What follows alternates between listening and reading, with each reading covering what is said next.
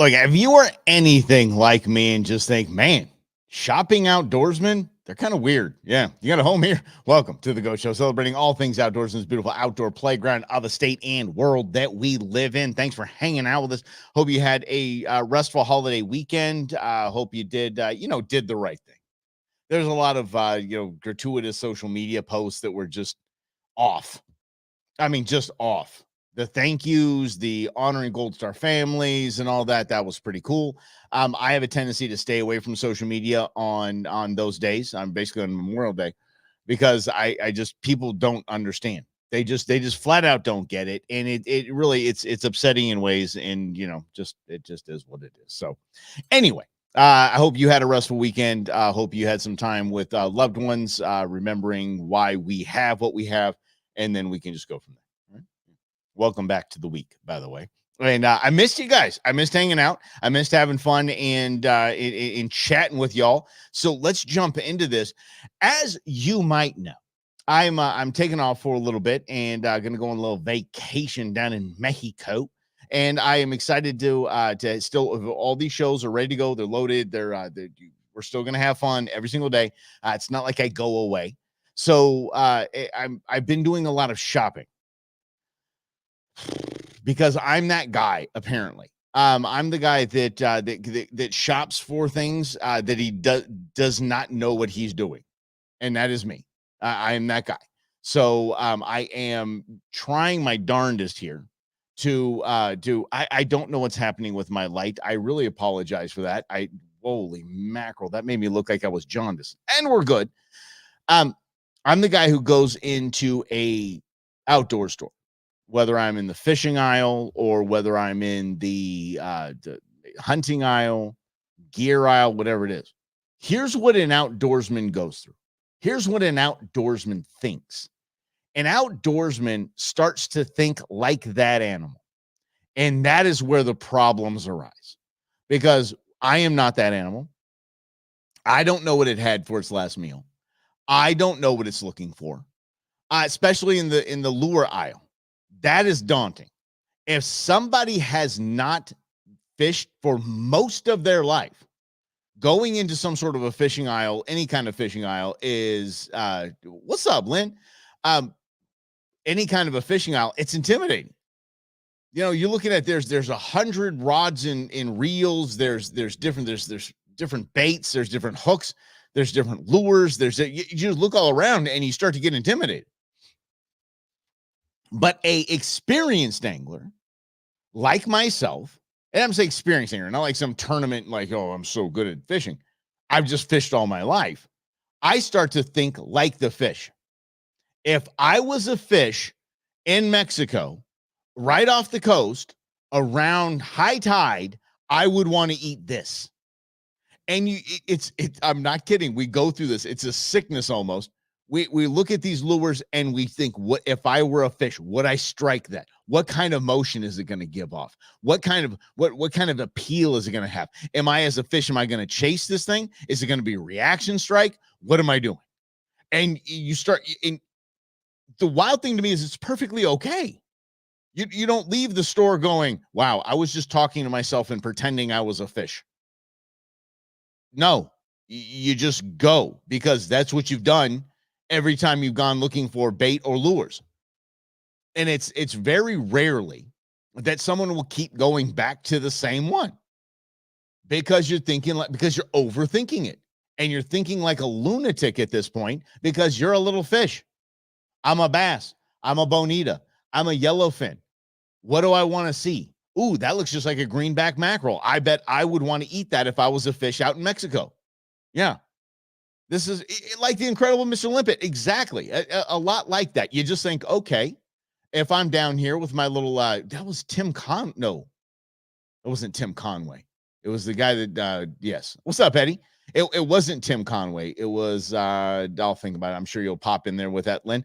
But you think like that, like you just become a fish all of a sudden out of nowhere. Don Knotts?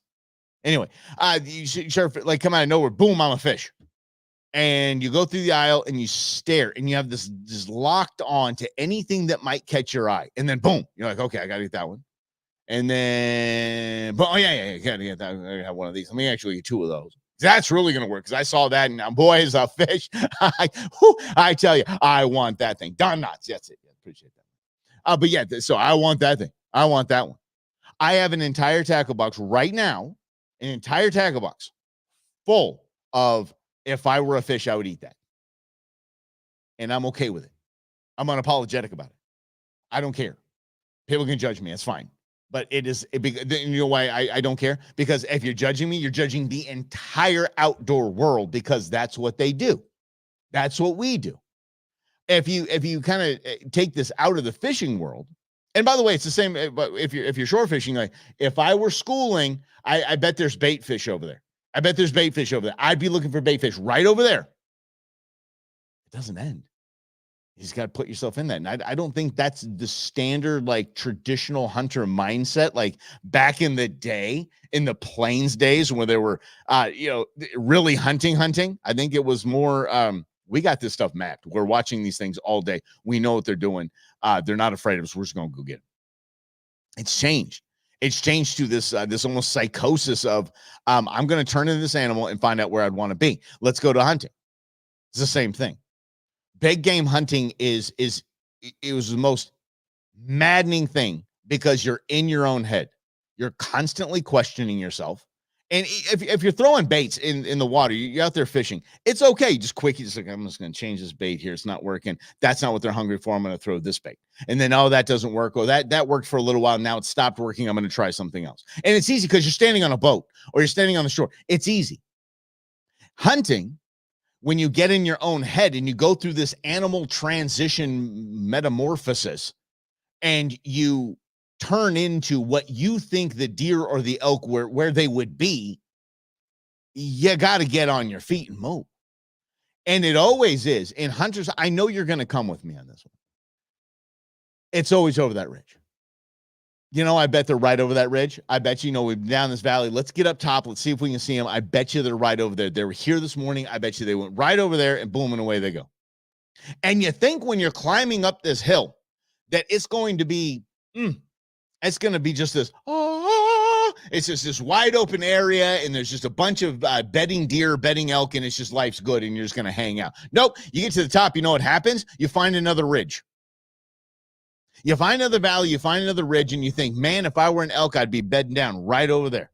If I were a deer, that's where I'd be. Look, the stream's right over there. Look, there's water over there. There's a drinker over there. That's exactly where I'd be if I were an elk. Boy, I tell you, you get onto Google Earth and you become a deer. You're like, man, let me tell you, you have no idea.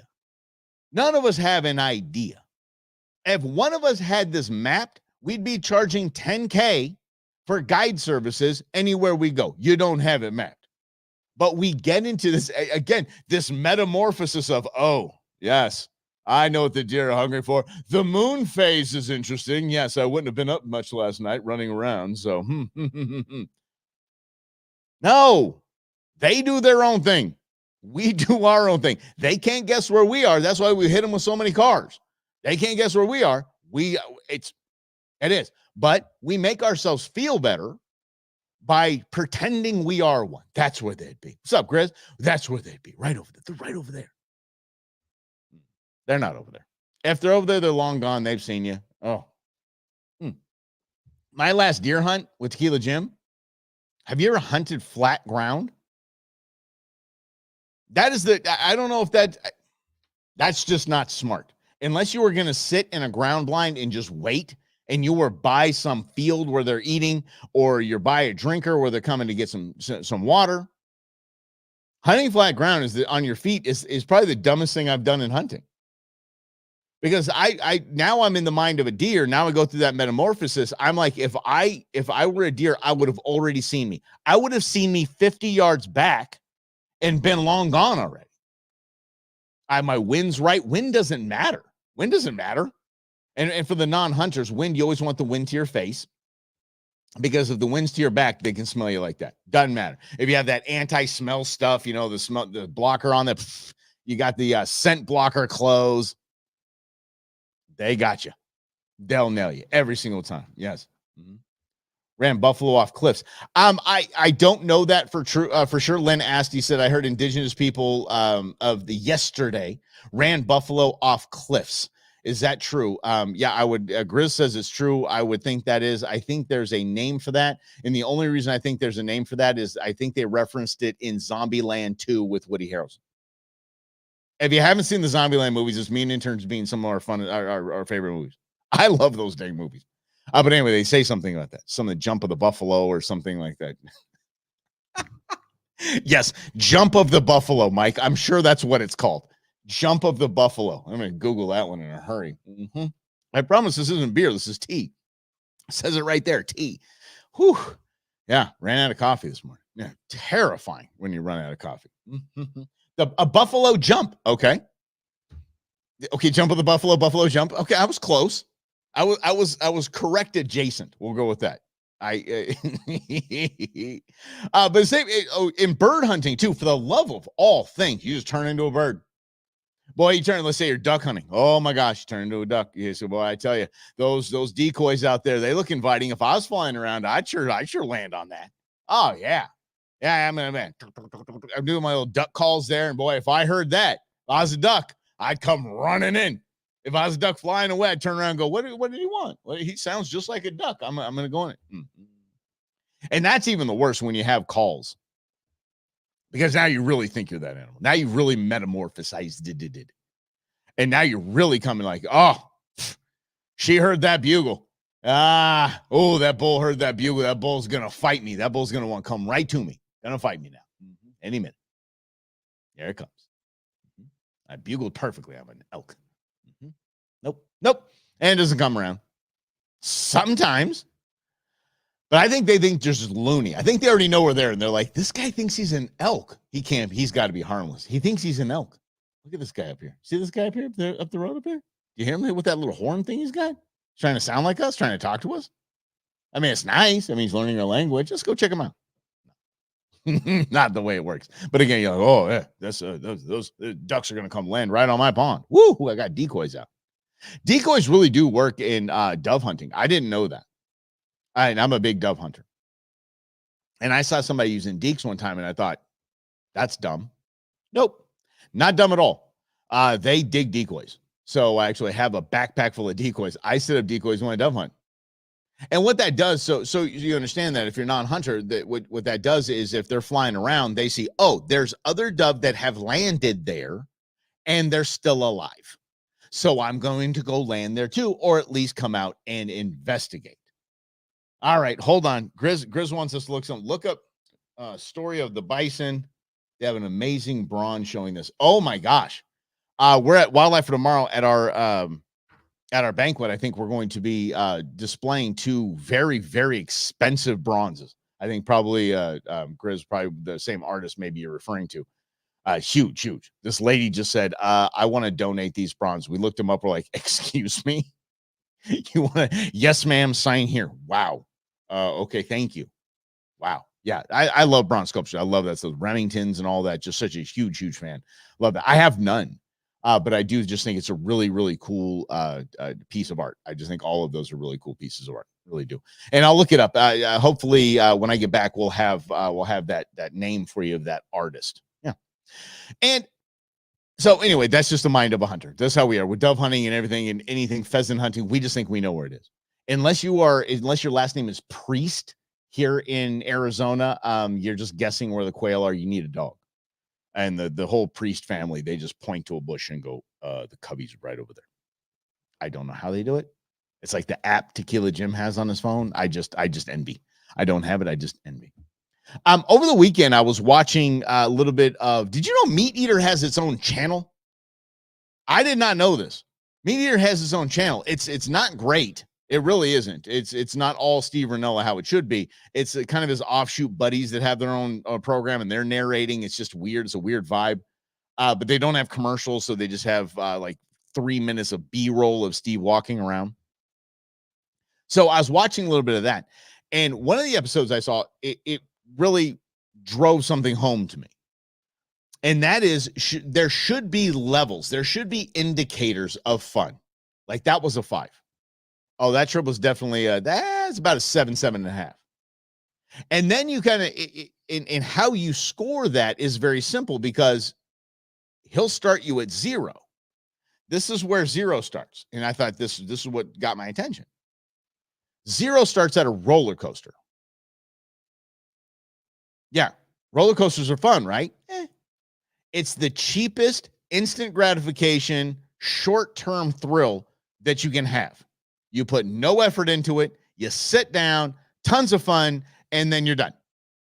And he said, that's a 0. That's where it starts. If you indicate the trip was fun, start at a roller coaster and take it from there. And I'm thinking, wow, there's a lot more to this than just, hey, that was fun. And one of the things he said was, nobody says, hey, what a great roller coaster ride that was. You remember that 15 years ago? I remember a lot of roller coasters because I used to be a roller coaster junkie pre-head surgeries. I loved roller coasters. I was all about it. One of the coolest roller coasters you can go on is California Adventure in Disneyland in Anaheim. That is probably the smoothest roller coaster I've ever been on. It's like you're gliding. It's not all batting around and all crazy like most other roller coasters. It's Disney. They actually did it right. So, but that's just a cheap thrill. You've put nothing into it. At Disneyland, you put a couple $100 into it, but you put nothing into that. So when you go in like this trip right here to Mexico that I'm going on, that is going to already, that to me is already fun because there's been so much leading up to it. It's already fun because I'm having fun getting ready for it. I'm having fun preparing and doing the research and getting my lures ready and getting my lines ready and getting the poles ready. I'm on that. And here's something I want to, a little side thing I want to talk to you guys about with the with fishing. I started bringing my poles out and I was ready to go. I was like, okay, let me just gear them up, rig them up. And then I thought, oh, wait a second. We're dealing with salt water. Uh-oh.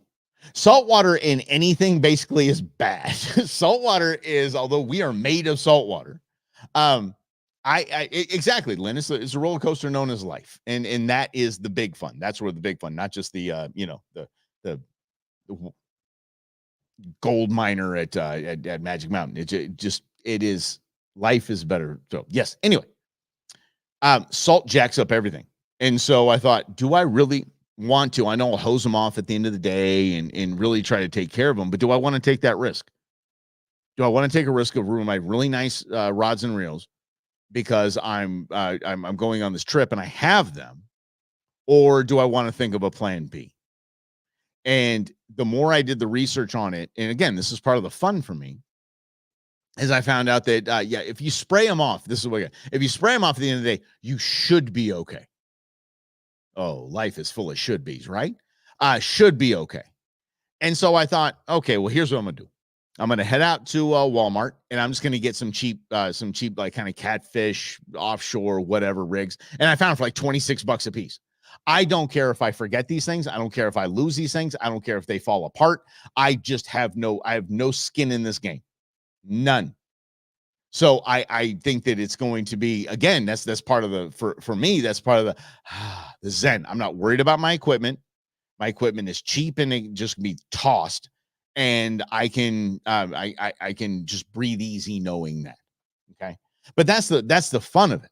One of the things Steve Rinella said about the kind of the fun indicator, like a 0 through 10, is you might not know a trip was an 8 or a 9 or a 10 until after it's years gone by. When you look back on it and you're like, holy cow, that was a grind. That was tough, but that was probably the most fun I've ever had.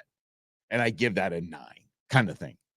And it, when you think of it in that term, that you could be rating this trip years from now. It keeps you in the moment of not freaking out. I'm not having enough fun. This is a grind. This is tough getting up that hill. I forgot this. My pack has a hole in it. It's raining. Whatever it is. And you look back at it years later and you think, well, you know what? We had a great time. You know, my buddy Slavo, slavosalt.com, use code GOSHOW, get 10% off. One of his biggest adventures, I would say, is when he went up on the Colorado hunt last year, the hunt I was supposed to go on, and I wasn't able to make it because of career changes. So, long story. We'll get to that in another time. Actually, I could probably talk with it, Rob Hunter had something to do with it. We can chat about that on the Brewmans. But it was raining the entire time. It was miserable. The deadfall in Colorado is absolutely, it's treacherous. It's just not cool. Because of regulations and a bunch of weird things that they think saves the planet. The deadfall can't be cleared away in a lot of areas. So the trip was tough. On the way back, he borrowed my jumping jack trailer. The axle split and he was dragging it on dirt. I mean, just this experience was misery to the guy.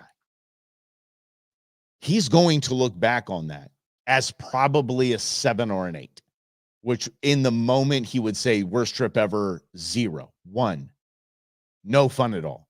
But he's going to look back on sitting in his uncle's fifth wheel with his buddy playing cards, waiting for the rain to stop, chatting it up, sharing stories, good tequila, that kind of stuff.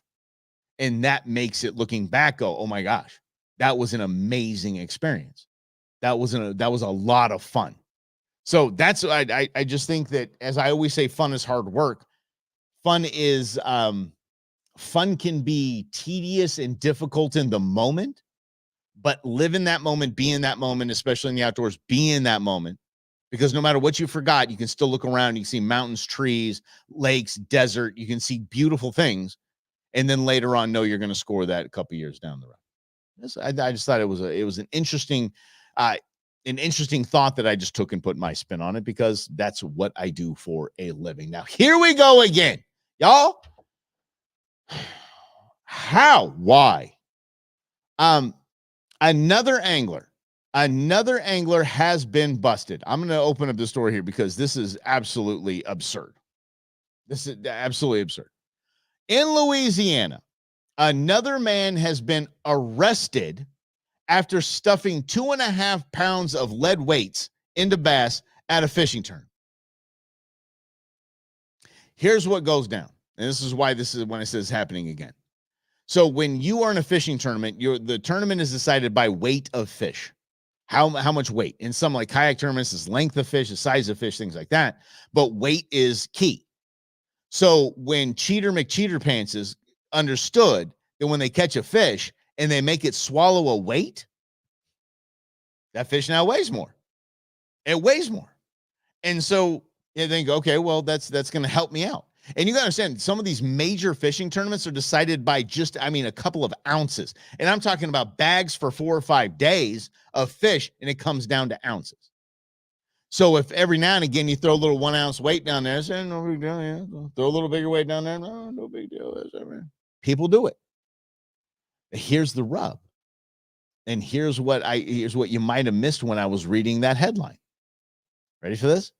Louisiana man arrested after stuffing 2.5 pounds of lead weights into bass at a fishing tournament. And they have the pictures here of the guy, the tournament coordinators and tournament officials opening up the fish and pulling out these solid weights. And I think, okay, well, I have a buddy who runs a couple of fishing tournaments, kayak fishing tournaments. I have another buddy who runs some bass boat fishing tournaments. And you know what? Okay, fine. Somebody cheated. Ain't no reason to call the cops. Oh, it is. And this is what gets me excited, because the bass tournament peeps, which are, I'm not crazy. They're very adamant about their way of life. They're very particular about the way things go. Fairness is key. Although they'll try to cut every corner, they'll put bananas in other people's boats. They'll do what they can, but it's within the rules, and they're rule followers.